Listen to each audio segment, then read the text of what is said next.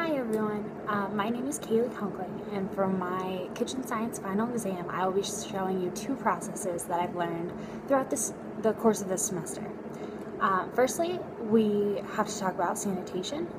Before I started recording, I washed my hands really well with warm water and soap to decrease the spread of any bacteria. And then I dry them off with a clean, unused towel. Next, I'm wearing clean clothes, and since I have longer hair, I pulled it back. That's just to prevent it falling into the food.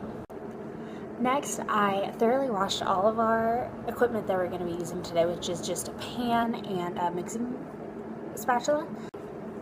Now, since we aren't using anything that needs to be refrigerated, we can leave the sugar out at room temperature, and we don't have to worry about temperature abuse to cause food poisoning for anyone who would consume the product that we're making.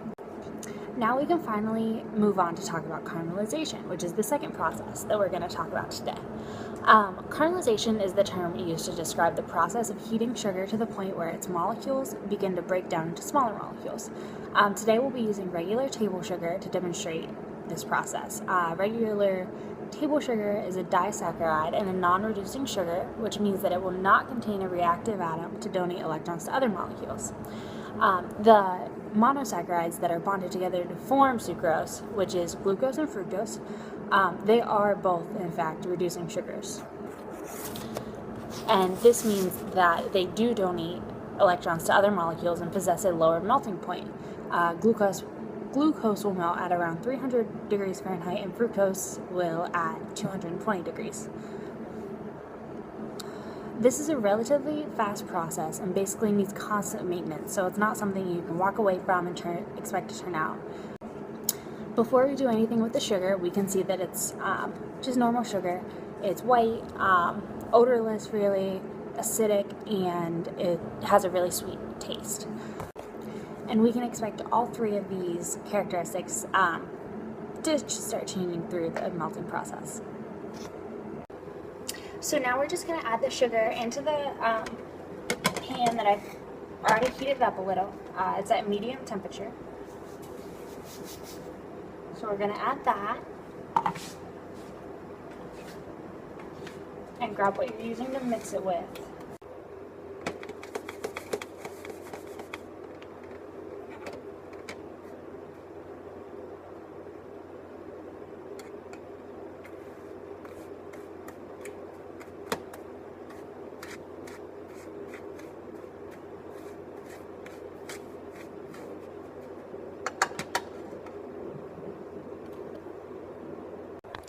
So there's no real color change yet, but I can start to smell like a nutty, bitter aroma coming from it, rather than the odorless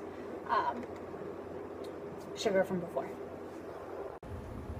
So now we can see some color change, and it's starting to become a liquid down at the bottom, and that is exactly what we want. That is the disaccharide of sucrose breaking down into the monosaccharide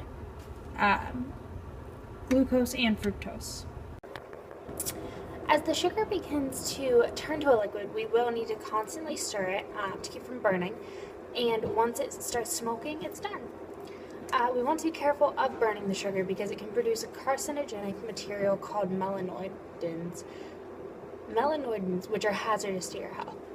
So that was my take on sanitation and caramelization, and thank you for watching. I hope you enjoyed.